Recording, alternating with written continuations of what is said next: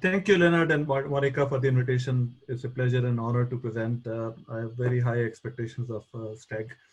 Uh, so this is joint work with Oriana, Michael, and Andrea. And in this work, we're basically looking into the question of how do organizations allocate authority and incentives to different agents within the organization at different layers of the hierarchy. And what we see in practice is either the two ends of the spectrum are you can either delegate full autonomy or authority to a frontline agent, or you can totally constrain his or her behavior. And there's a large body of literature on this, excellent literature.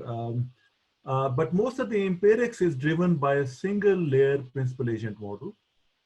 Uh, However, in actual organizations, rules and incentives are controlled by agents higher up in the hierarchy, um, and monitors have their own agency problems. And this is what we explore in this paper. So our aim is to put people back into organizations to study both these design choices, autonomy and incentives, in a large-scale field experiment done in collaboration with the government of Punjab, Pakistan. So the setting is public procurement. This is a textbook example of a moral hazard. An agent buys a good that she won't use with money that's not hers. Misalignment of interest could be low effort or corruption. And we know the stakes are high. I don't need to go into this. Let me keep my watch in front of me. Okay. Um, and when you go to the policy side, the debate is about um, how much auditing and monitoring. So there's one side of the debate says you need strict audit and monitoring to avoid private capture. The other side of this is if you introduce more and more rules, red tape stifles initiative and creates compliance costs. And my former colleague at the Kennedy School, Steve Kelman, is one of the leading guys who has written a lot about the, the compliance cost of red tape and rules on public procurement. So our context is procurement in Punjab, Pakistan. Here is the institutional context. The legal authority for procurement is vested in procurement officers, POs. They are allocated budget under different accounting heads by the finance department. At the start of the year, in a previous career, I used to be a bureaucrat myself, and I used to work in the Ministry of Finance, where we used to allocate these budgets. The other thing to notice is in each district, there is an office of the accountant general, call it the supervisor or the monitor, who needs to approve purchases before payment can be made. And this institutional detail is important, pre-audit approval. And this is not just Pakistan. In fact, in most of the countries that follow the UK or the British system, there are similar policies out there. And we focus on procurement of generic goods. I'll come to the details in a little bit. So here is the normal process, business as usual. The APO procurement officer receives a request from an end user. He or she surveys the vendors and orders goods, submits paperwork they believe is required to the AG, who examines and either approves or in most of the cases asks for more paperwork. And this process could go on and sometimes goes on for more than 6 months before the AG approves. And a lot happened during this process. Before the AG approves, accepts the paperwork and approves payment, and only then is the vendor paid. So that's the current institutional arrangement. So we worked for a number of years before actually designing the experiment with the POs and with the government in highlighting, identifying issues with procurement. And some of the most important issues that POs highlighted were vendors can't wait, as you can imagine, through the process of approval. And finding out appropriate documentation is important because there is an opacity in the process. So AG doesn't clearly tell you beforehand what documents they will be looking for. And so we designed an autonomy treatment to address both. So we work with the AG to specify the documents that they would require for audit.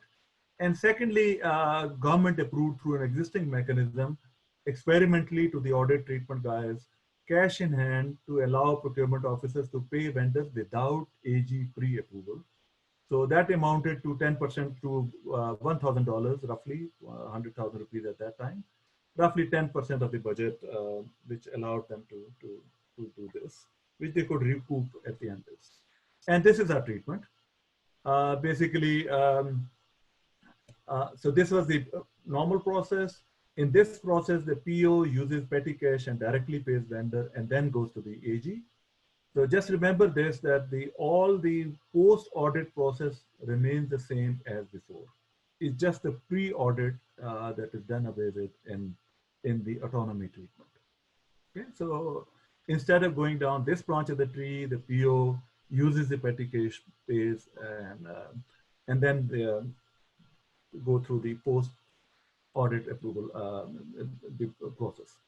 The incentive treatment is basically using existing mechanism within the government.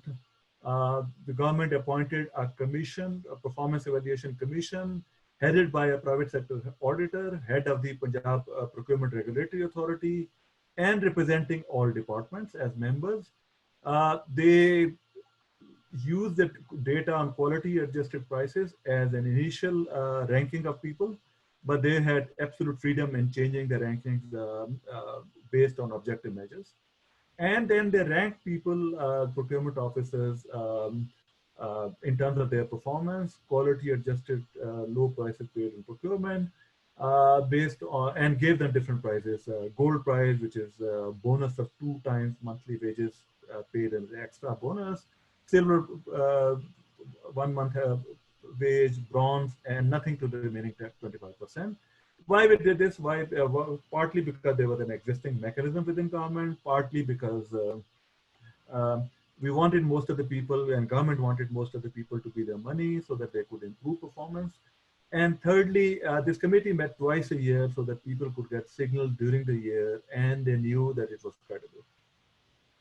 Our sample was roughly like 700 procurement officers coming from different departments, 4 of the largest departments, basically education, health, procurement, and communication and works and agriculture, and 26 out of the 36 districts, which are basically geographically contiguous districts, which comprise over 80% of the population. Punjab is a large province of 110 million people, so we covered 80% of the province.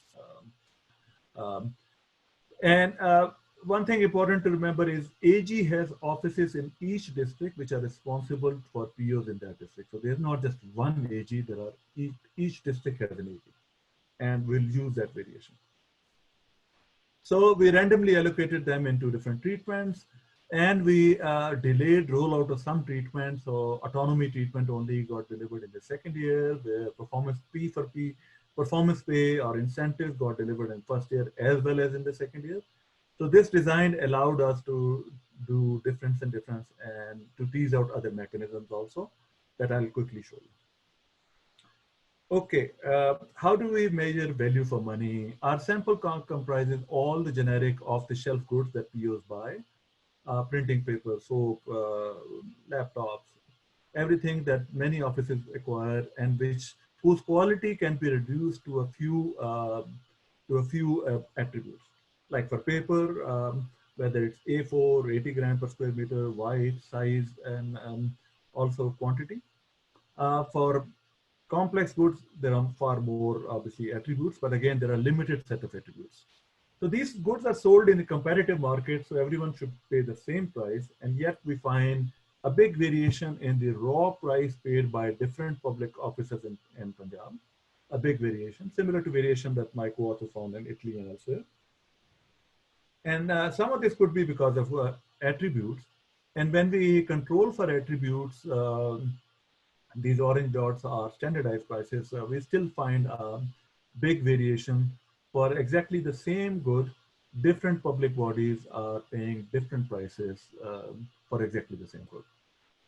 Okay, so that's the starting point. In other words, there is a margin for improvement.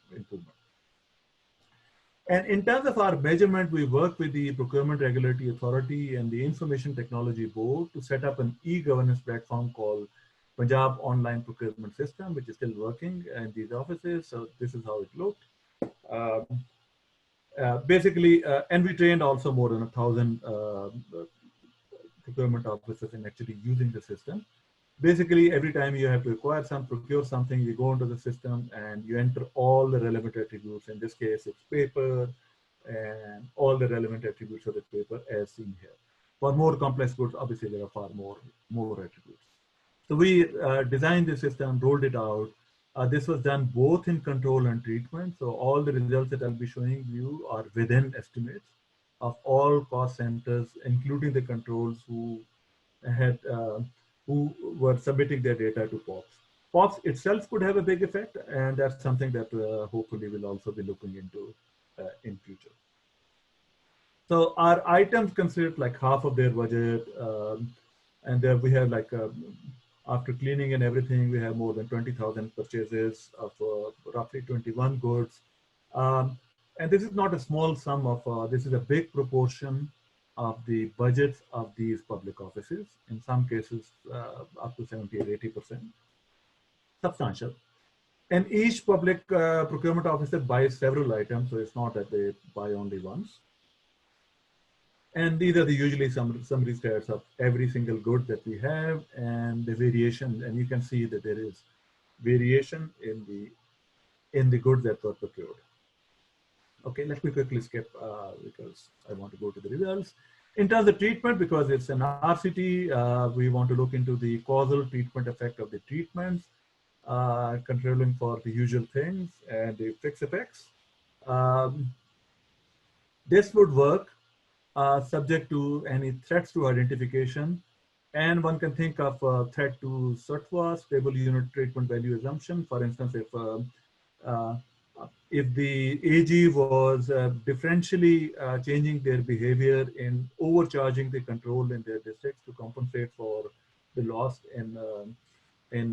from the treatment guys, we see there is no effect there.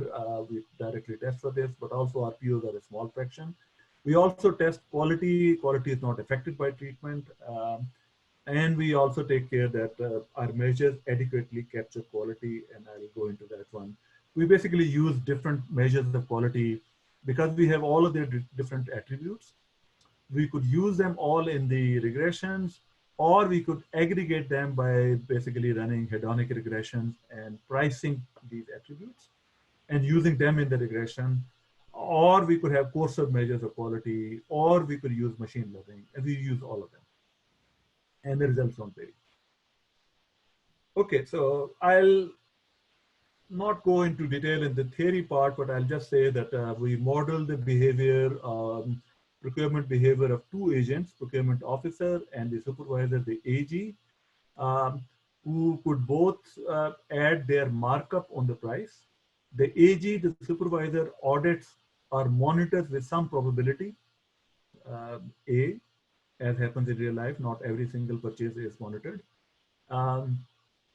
And they could both add their markup to the price, and that markup could be active or passive based. By active based, it could be bribes, or it could be anything that directly adds to their utility. By passive base, it could be inefficiencies or costly delays or anything else that adds to the cost of the procurement. Okay, so we solve for equilibrium, and our main results are that from the theory predicts that the autonomy treatment will increase the expected price if and only if the AG is relatively more aligned than the procurement officer.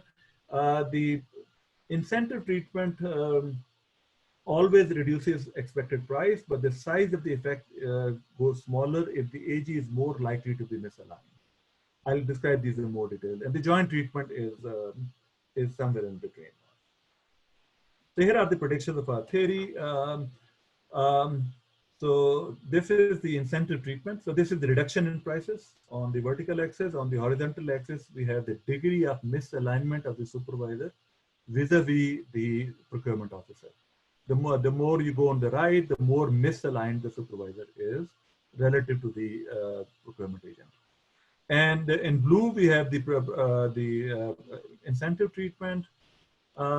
As the As the supervisor is less misaligned or more aligned with the interest of the citizen, the incentive treatment has an effect in reducing prices, but that effect goes to zero as the supervisor become more and more misaligned. Uh, Completely the reverse happened in autonomy. As the supervisor is less misaligned, autonomy treatment doesn't have an effect, and it has more of an effect in reducing prices uh, when the supervisor become more and more misaligned.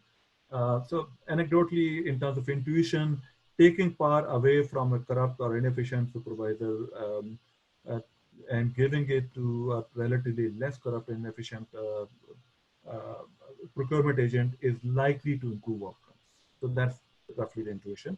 In terms of incentives, when the supervisor is more aligned, they can work together in terms of reducing prices. But as the supervisor becomes more and more inefficient, there's not much that the agent can do to reduce prices. That's the rough intuition. So the effect of both treatment depends on how good the supervisor is. The effect of autonomy is stronger when the supervisor is relatively less efficient, and the effect of incentives is stronger when the supervisor is relatively more efficient. So we have this crossing, as you could see. Okay, so now in terms of the treatment effects, first of all, we see that the treatments have no effect on quality. Uh, so autonomy, so we have randomization inference, adjusted p-values, and in the bracket we have randomization inference p-value, adjusted p-values. None of the treatments has effect on quality. So quality, variety, we have similar results for quality, variety of goods, composition, expenditure. I won't go into all of those details, but we don't see any impact of the treatment on any of those margins. Dynamic effects in terms of timing, expenditures, or other things. And partly this is because um, the, the demand for these goods is inelastic, and there's not much that the procurement officer can do to change those. There's only so much budget for X number of things. They are required at certain points of time. You won't get pencils and other things before the start of the school year. You can't have all of your budget spent on pencils or some things and not rather than others. We also run these regressions on expenditures and composition of expenditure for each of the goods, for each of the treatment. Out of 75, we see only 3 significant effects which could come by, which is within the margin of randomness. In other words, we don't see an effect on composition, both either on the treatments affecting quality, variety of goods, expenditure, or composition or timing of goods. Now, in terms of their impact on prices, we see autonomy reduces prices by 9 percentage points, 9%, no matter what measure we use in terms of how we control for whichever measure we use for controlling for the attributes of goods. Incentives, the direction is, uh, the sign is negative, but none of these effects are statistically significant.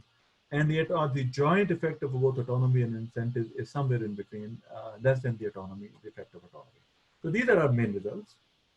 And then we test whether these results are robust. These results, by the way, come from 1 year of data when all of those treatments were rolled out.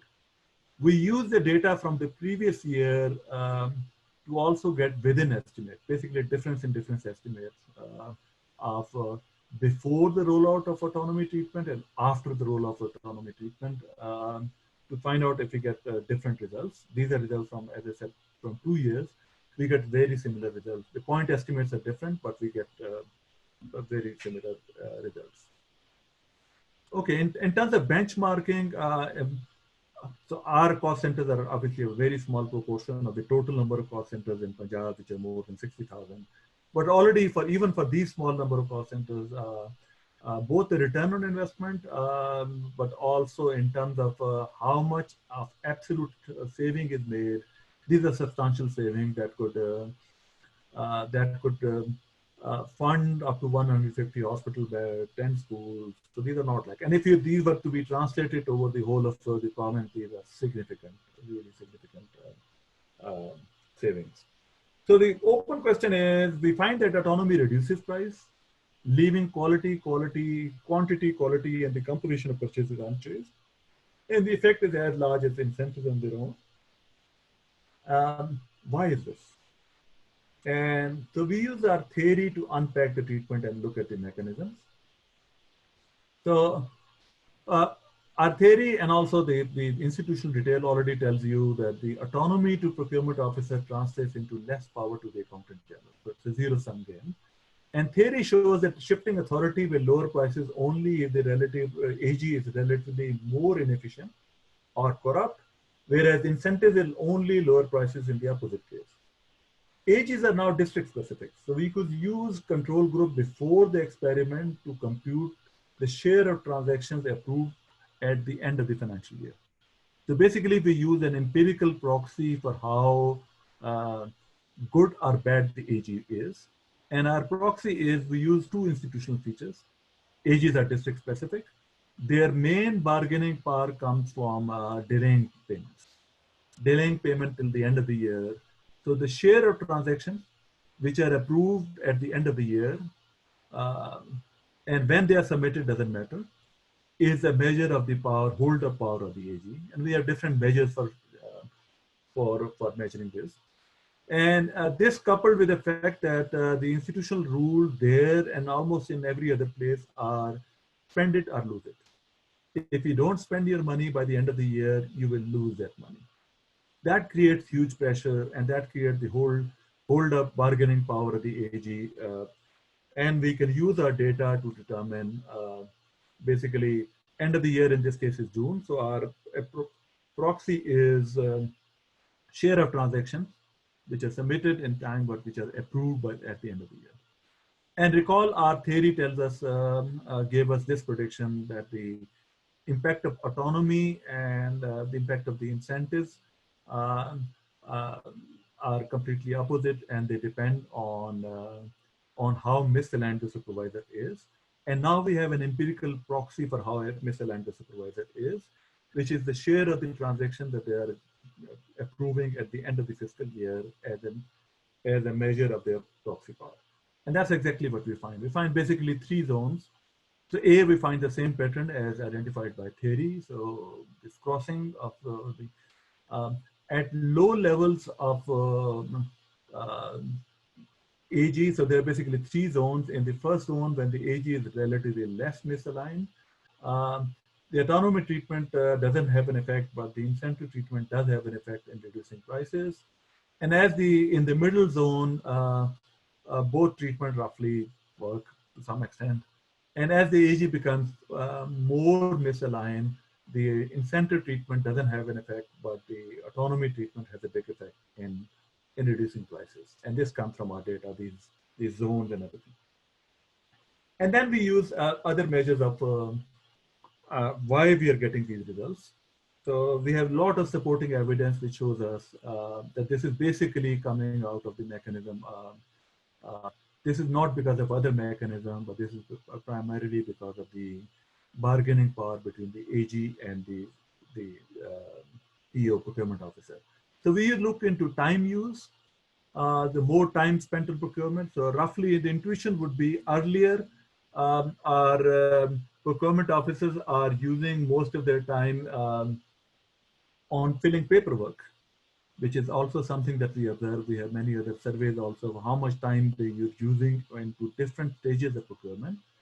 And then we use the experimental variation, induce the exogenous variation in their time use induced by our treatment status to look into this exogenously changed time allocation. How does that affect their procurement? And basically what we find is both autonomy and incentive treatment have an effect in terms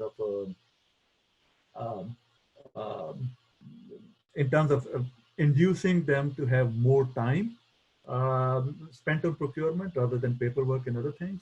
And that time leads to basically reduction in prices. Basically, what we find in experimentally induced additional percentage point of time um, on procurement reduces prices by 0.7% in the autonomy treatment and similarly in others. And then we also see, because we have measures for the AG, and by the way, these measures of how our empirical proxy for AG doesn't come from our experiment year, but comes from the previous year, which is not affected by our treatment. So we use those measures of good and bad AG, as I showed in the previous figure.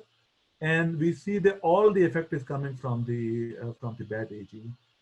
Where we have a bad AG, our bad supervisor, there we have more time spent on procurement, reduces the prices of procurement.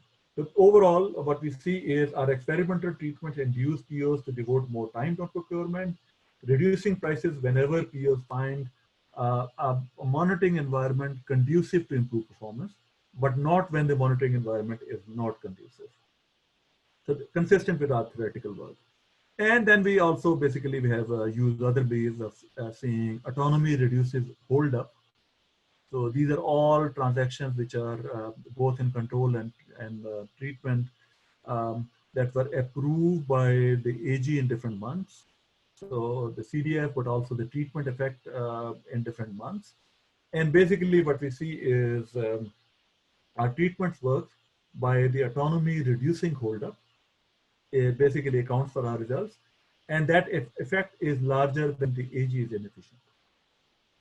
Both the overall effect, but also the, and we use a different measure also of delays at the end of the year. We only use transactions when the hold up power of the AG is the strongest, which is at the end of the year. And we find that the autonomy reduces delays based on this measure of AG bargaining power, hold up power. And that by this measure also, the AG, this measure works more when the AG is more inefficient.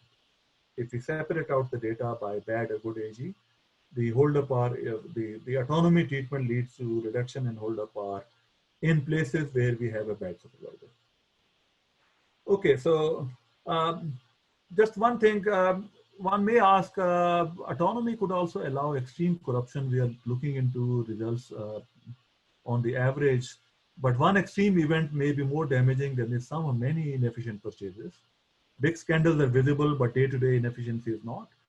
So let's look into the quantile treatment effect and see if we can see a big left, call it like a scandal or big. If anything, we don't see anything. So there's no big like smoking gun here. And the treatment effect is, there's no tail basically. There's no scandal, there's no smoking gun. Okay, let me come to the conclusion. I still have a few minutes. So organization limit autonomy to deal with agency issues that limits capture, but also initiative. That also creates two sets of agents, an implementing agent and a monitoring agent. Every time you introduce a rule, you also have to introduce a supervisor or a monitor who will monitor whether the rule has been followed or not. And that creates its own agency problem. And then there is an empirical question of whose agency problem is bigger, the agency problem of the frontline agent or of the supervisor.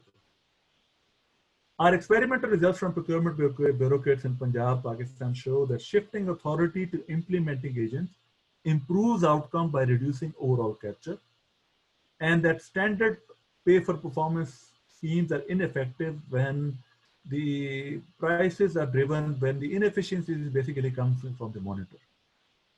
In other words, when the agent doesn't have much scope for doing that, giving them more bonuses or incentives is not likely to have an effect. And we show how the allocation of authority depends on the relative misalignment of implementing versus monitoring agent.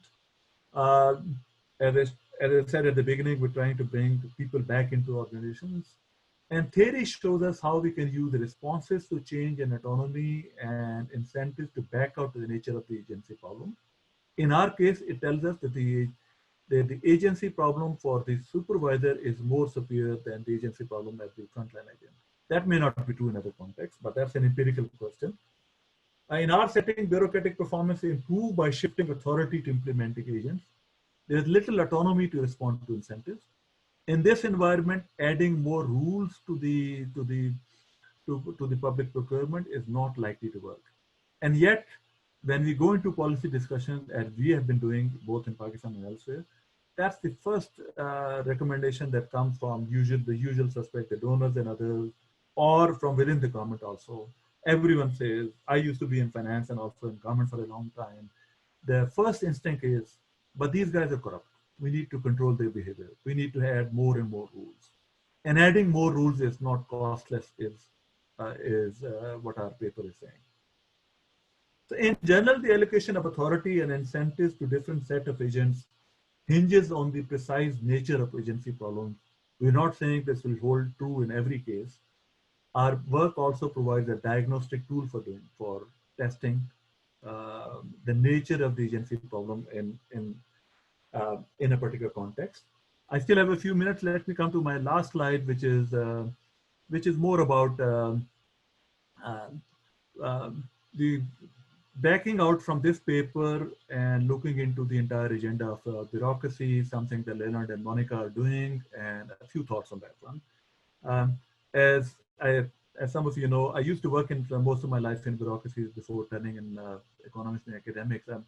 This is a subject of deep close to my heart.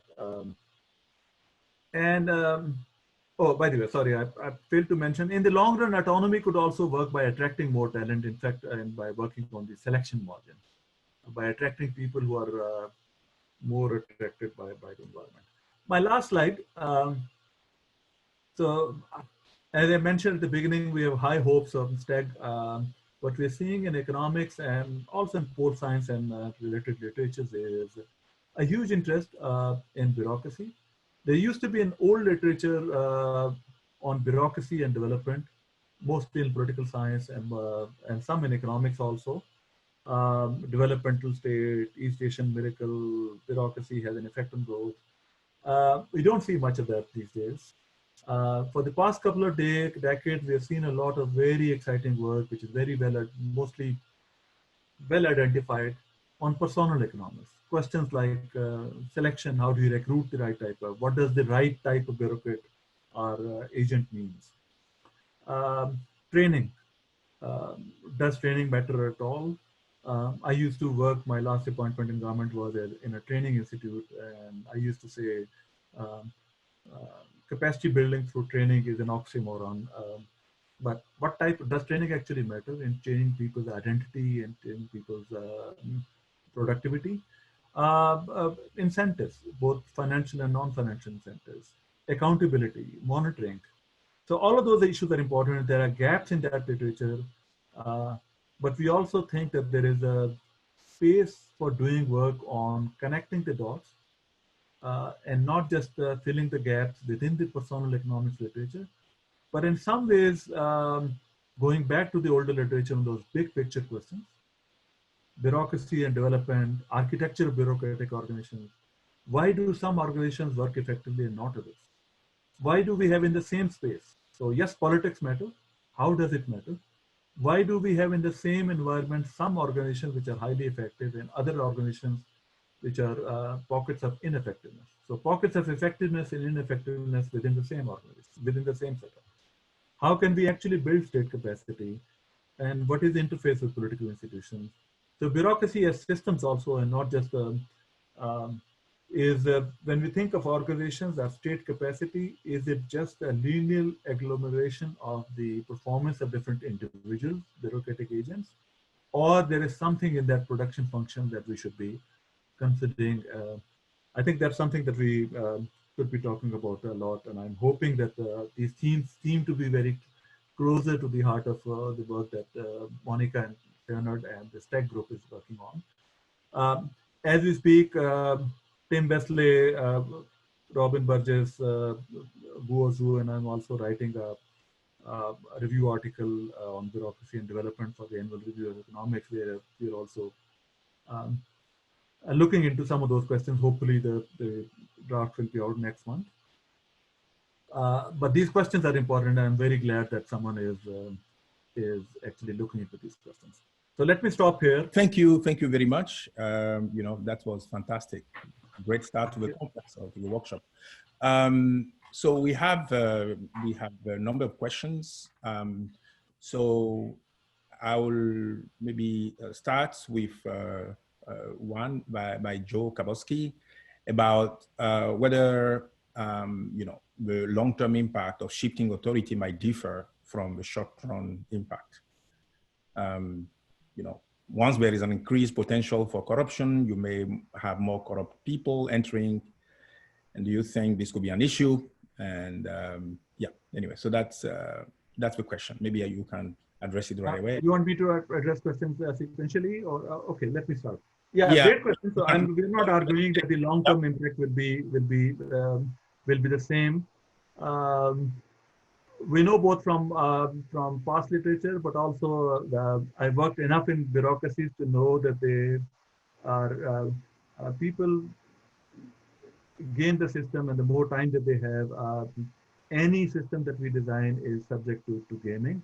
So we're not saying that this is a policy to be implemented in the longer run. Although in the longer run, as it ended up, it could also be that the autonomy attracts better motivated, highly motivated agents to join the government, and so maybe the long-term impact of autonomy could also vary because of the selection margin. Mm-hmm. But in other words, like I think the claim that we are making is more of a pause for thought. Based on these results, you wouldn't blindly want to add more and more rules, but we are not claiming that these results will hold in the long run. I see. So maybe I'm going to follow up maybe with my own question, which is maybe unfair. Like some of the inefficiency that we discovered are due to political connection. Bureaucrats are, some are appointees, some are civil servants that are, selected from a national exam. And also even the procurement sometimes, as many papers today have shown, can be rigged for reasons that have to do with politics more than anything else. So to what extent you factor, those political connections and political control of bureaucracies into the analysis? I mean, I think that's a great starting point for sure, but you can maybe tell us in your view how we can extend this to include political distortion. Yeah, that's a great question. And to be fair, we don't address this question within this paper, but I'll speculate. So our results do tell us that keeping selection and politics as fixed, we can still get results. So there is space in the system for even within the current existing system, our experimentally induced treatment did have an effect, at least within the time period of the experiment. Mm-hmm. The other thing to notice is also that the same political system also allowed this to happen. Mm-hmm. And sometimes it's a question that reform-minded politicians also want to tie their hands, and this provided them, in a way, like a commitment mechanism, so that they could that I want to do reform, but now my hands are tied also because I can't change the bonuses of the autonomy to other. This is driven by an algorithm. So that's within the context of this particular experiment. But we were also dealing with not that these sums of money are insubstantial, but these are not like bridges or planes or those big things where the stakes are much higher. So yes, there the question of politics is important. We don't address that directly, but I think the direction of travel is we also don't want to over attribute everything to politics. Yeah, of course. Even within the current existing system. So within the same province, we also had a pay for performance scheme where some people had in a different project, like got 3 times the salary of other people. We had a merit-based transfers and posting scheme. So all of those were within a highly politicized environment. They were call it pockets, or they were reform champions who wanted to establish reform, but wanted to have commitment mechanisms to tie their own hands to be able to deliver those. In terms of like the incentives, the deeper question of the political economy, those are bigger questions. So yes, those are open questions. Yeah, thank you. Oh, yeah. ask a question? So I think that something that is super nice of this paper is in terms of thinking of the external validity of autonomy leading to good outcomes is that you tell us what is the mediating factor, right? This misalignment, right? We want to give more autonomy in the places that are more aligned. But then I guess that the follow-up question is, where does this misalignment come from? Which I guess that relates a little bit to what Leonard was saying, and also Joe. Like, first, like, do we have good empirical proxies for it, so that, you know, if you were going to go back to the, you know, to your previous life as a bureaucrat, you will figure out what is the level of misalignment in the different organizations, and you will have a policy recommendation of let's give more autonomy to these places, not others. And also, like, other than these empirical proxies, yeah, what are the drivers of it? Is that this misalignment is something that we, you know, that's where rules have to come in order to set the right people or the right incentives of it seems that that's like the key next step or the key metric, no, to further invest. Yeah, those are great questions. So basically in our environment, both the supervisors and the agents come from the same environment. They're subject to the similar temptations, and just adding more rules and giving one set of players more authority doesn't necessarily work. So I think what we're saying is a lot depends on the organization architecture, institutional architecture.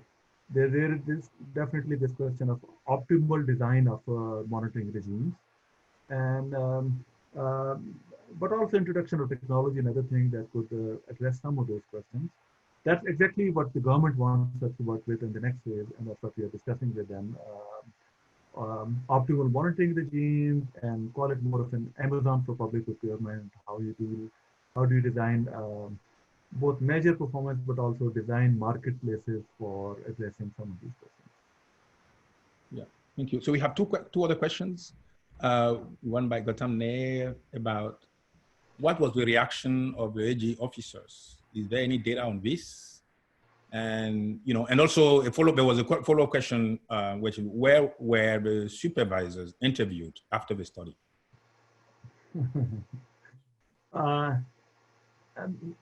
So unfortunately not. So we can observe the reaction of AG offices through our data. And we also, unfortunately, we had a lot of data on procurement officers and their supervisors, their immediate supervisors. We interviewed them, we have their time use and end user surveys.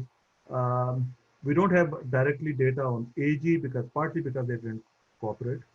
In fact, I can't tell you how much effort we had to exert in the beginning to even have the autonomy treatment established in the first place, because the typical reaction of everyone was, but these guys are corrupt, you need to have more rules. And it goes without saying that more rules will improve outcomes. And a huge amount of resistance came from the AG office at the beginning. In fact, for more than a year, we couldn't implement it. The government wanted to do it, but the supervisors, in this case, the supervisors mean the auditors, didn't want to. Ex post, ideally would have been great had we had also surveyed them, but we found it very difficult to do it. Right. So any other question?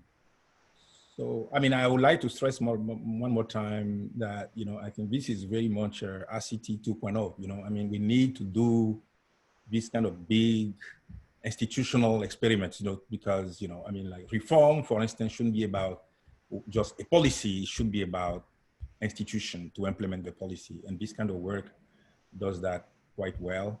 So, and are they, Monica, you want to add anything, or one of the panelists wanted to say anything other than that?